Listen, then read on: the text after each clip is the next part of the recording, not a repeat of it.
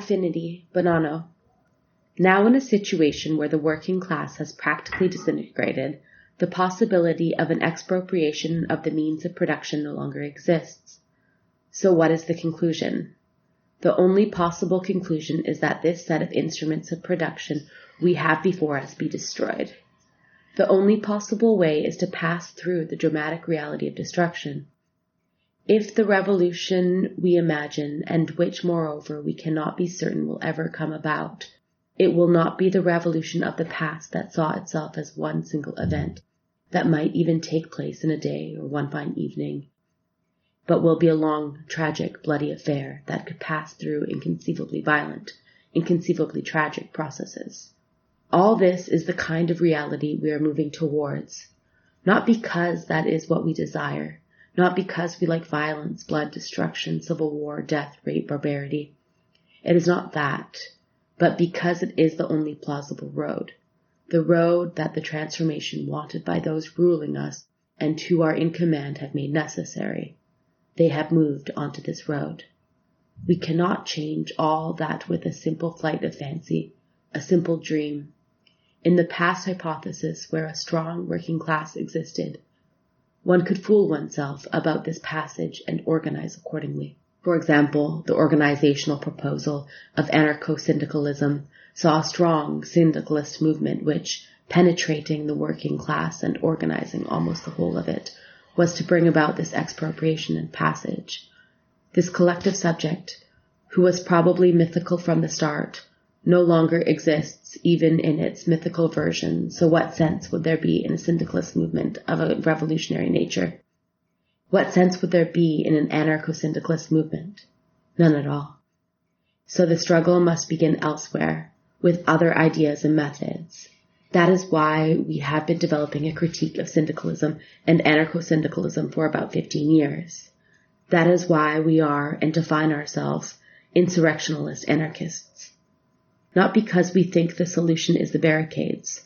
The barricades could be a tragic consequence of choices that are not our own.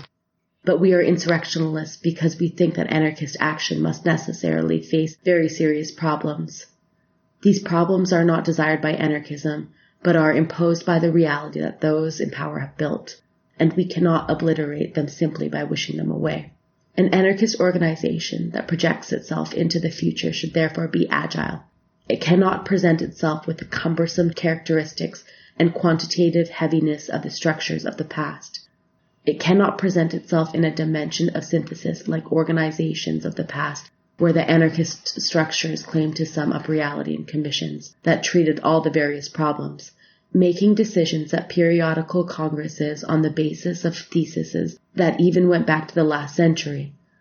All this has seen its day, not because a century has passed since it was thought out, but because reality has changed.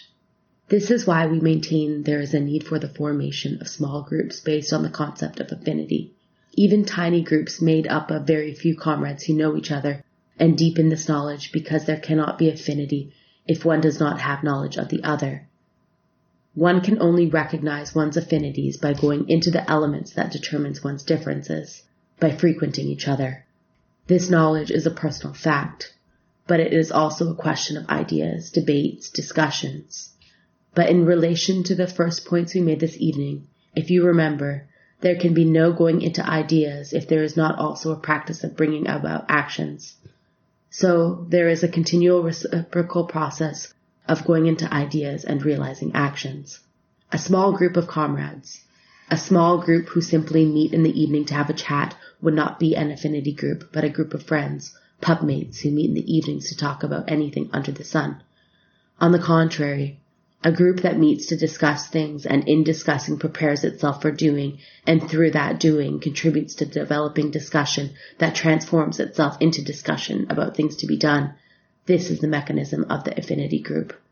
So how then can affinity groups enter into contact with others where the deepened knowledge that exists in a single group does not necessarily exist?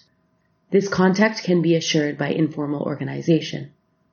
But what is an informal organization? There could be relationships of an informal kind between the various affinity groups that enter into contact with each other in order to exchange ideas and to do things together, and consequently the existence of an organization. Also very widespread throughout the country, comprised of even tens, or why not hundreds of organizations, structures, groups of an informal character based on discussion, periodical analysis, things to be done together, etc. The organizational logic of insurrectional anarchism is different to the organizations we mentioned earlier concerning anarcho-syndicalism. The organizational forms referred to here in the few words merit going into something I cannot do now in the dimension of a conference. But such a way of organizing would, in my opinion, remain simply something within the anarchist movement were it not also to realize relations beyond it, that is, through the construction of external groups, external nuclei, also with informal characteristics. These groups should not be composed of anarchists alone.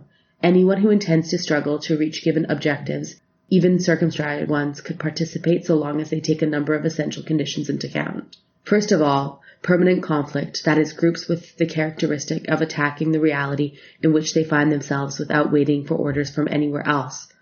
Then the characteristic of being autonomous, that is, of not depending on or having any relations at all with political parties or trade union organizations. Finally, the characteristic of facing problems one by one and not proposing platforms of generic claims that would inevitably transform themselves into administration along the lines of a mini-party or a small alternative trades union. The summary of these ideas might seem rather abstract, and that is why, before ending, I would like to give an example, because some of these things can be better understood in practice. A theoretical model of this kind was used in an attempt to prevent the construction of the American missile base in communize in the early 80s. The anarchists who intervened for 2 years built self-managed leagues. These self-managed leagues were precisely non-anarchist groups that operated in the area with the unique aim of preventing the construction of the base by destroying the project in the course of realization.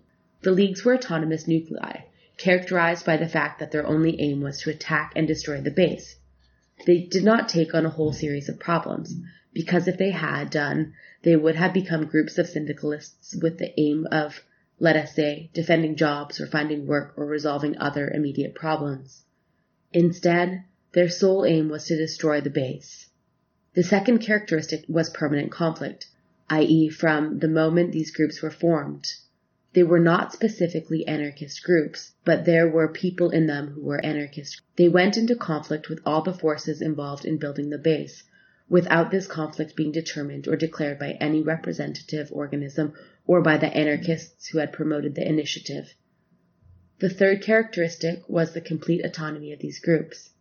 That is to say, they did not have links with any parties or unions, etc. The struggle against the base is known in part, and in part not, and I don't know if it is the case to take up the story again here. I just wanted to mention it as an example. So, insurrectionalist anarchism must overcome one essential problem. It must go beyond a certain limit, otherwise it will remain no more than the idea of insurrectionalist anarchism. That is, the comrades who have lived that insurrection of a personal nature we mentioned earlier, that illumination which produces an idea, force inside us in opposition to the chatter of opinion, and form affinity groups, enter into relationships with comrades from other places through an informal kind of structure, only realize a part of the work.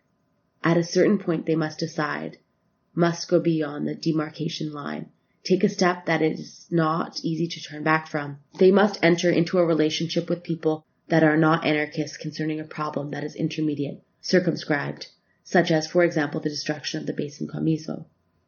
No matter how fantastic or interesting this idea might have been, it certainly wasn't the realization of anarchy. What would have happened if one had really managed to enter the base and destroy it? I don't know. Probably nothing. Possibly everything. I don't know. No one can tell. But the beauty of realizing the destructive event is not to be found in its possible consequences. Anarchists guarantee none of the things they do. They point out the responsibility of persons and structures on the basis of the decision that they are determined to act, and from that moment on, they feel sure of themselves because their idea of justice illuminates their action. It points at one person's responsibility, or that of more people, one structure or more structures, and the consequences that such responsibility leads to. It is here that we find anarchists' determination to act. But once they act along with other people, they must also try to build organisms that are capable of holding together and creating consequences in the struggle against power. We must never forget this. And this is an important point to reflect upon. Power realizes itself in time and space. It is not something abstract. Control would not be possible if police stations did not exist, if prisons did not exist. Legislative power would not be possible if parliament did not exist, or if there were no little regional parliaments. The cultural power that oppresses us, that fabricates opinion, would not be possible if there were no schools and universities. Now, schools, universities, police stations, prisons, industries, factories are all things that realize themselves in specific places, in circumscribed areas which we can only move around in if we accept given conditions and play the game. We are here at the moment because we agreed to play the game. We would not have been able to enter this building otherwise. This is interesting. We can use structures of this kind. But at the time of attack, such places are forbidden to us. If we were to have come in here with the intent of attacking, the police would obviously have prevented us. Now, because power realizes itself in physical space, anarchists' relation to this is important. Of course, insurrection is an individual fact, and so in that place deep inside us, at night, as we are about to sleep, we think, well, in the last analysis, things aren't too bad. One feels at peace with oneself and falls asleep. There, in that particular place inside us, that private space, we can move about as we please. But then we must transfer ourselves into the physical space of social reality. And physical space, when you think about it, is almost exclusively under the control of power. So when we move about in this space, we carry this value of insurrection with us, these revolutionary values, and measure them in a clash in which we are not the only ones present.